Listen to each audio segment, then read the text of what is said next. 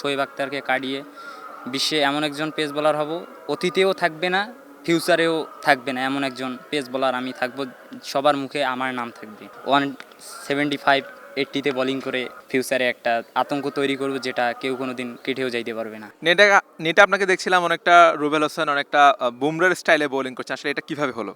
আসলে 2015 সালে ওয়ার্ল্ড কাপে যখন রুবেল হোসেন বোলিং করে, তার আগে থেকে একজন বলার ছিল, শ্রীলঙ্কার ফার্স্ট বোলার, পেস বোলার, যিনি সাইড আর্ম বোলিং করতেন। আমিও জন্মগত সাইড আর্ম বোলিং করি। লাসিথ মালিঙ্গাকে দেখে আমার প্রথম থেকে হতো। তারপরে 2015 সালে যখন ওয়ার্ল্ড কাপে রুবেল হোসেন বোলিং করে, তখন ওনাকেই দেখে আমার এক্সপিরিয়েশন হয়। তখন থেকে আর কি ক্রিকেটে আসা, তখন থেকে আর কি ওইভাবে বোলিং করা।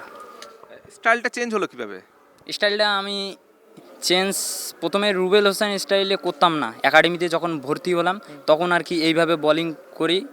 সবাই আর কি মালেঙ্গা মালেঙ্গা বলে, এখানে বোলিং করতেছি, এখানে ভুমরা ভুমরা বলে। আসলে আমি যেটা করি সেটা হচ্ছে রুবেল হোসেনকেই আমি বেশি ফলো করি, রুবেল হোসেনকেই আমি আর কি কপি করার চেষ্টা করি।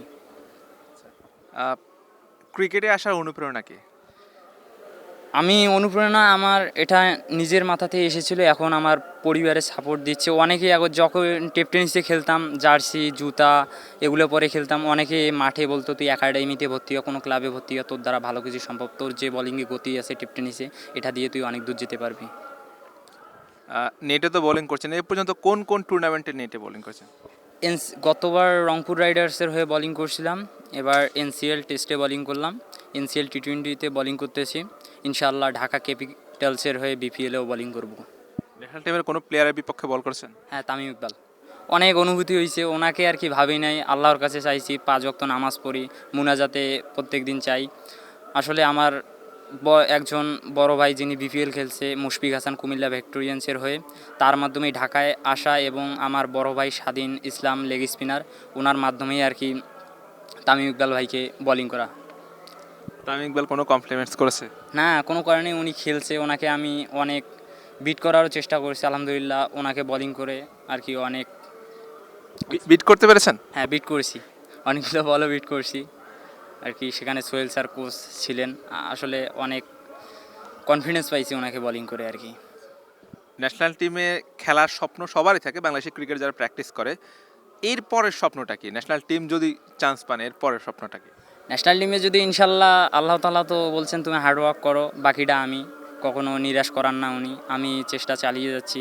ন্যাশনাল টিমের খেলার পর হচ্ছে আমার ওয়ার্ল্ড নাম্বার 1 একজন গতিদানব অ্যাটাকিং ফাস্ট বোলার শোয়েব আক্তারকে কাটিয়ে বিশ্বে এমন একজন পেস বোলার হব, অতীতেও থাকবে না, ফিউচারেও থাকবে না এমন একজন পেস বোলার আমি থাকবো, সবার মুখে আমার নাম থাকবে।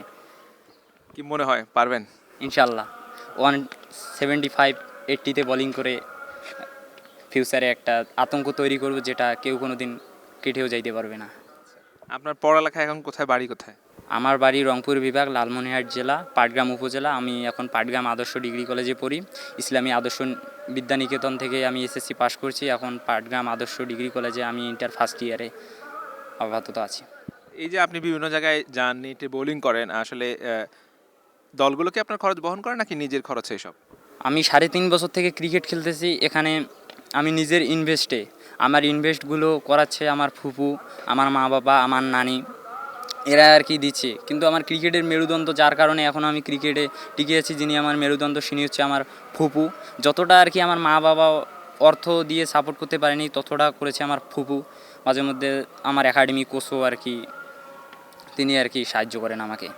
এই যে বুমরা এবং রুবেলের বোলিং স্টাইল মিক্স হয়ে যাচ্ছে, ভবিষ্যতে কি এটা চেঞ্জ হবে, বা আপনার নিজস্ব কোনো স্বকীয়তা তৈরি করবেন? না, আস্তে আস্তে আমার নিজের একটা কিছু তৈরি করব, যেটাকে মানুষ ফলো করবে, গতি হোক, সুইং হোক, যে কোনো একটা। কিন্তু আমার আশা আছে আমি গতি দিয়ে আর কি বিশ্বকে, ওয়ার্ল্ডকে কাঁপাবো, ক্রিকেট ওয়ার্ল্ডকে, যে কোনো ব্যাটসম্যানকেই আর কি কাঁপাতে ইচ্ছে আছে।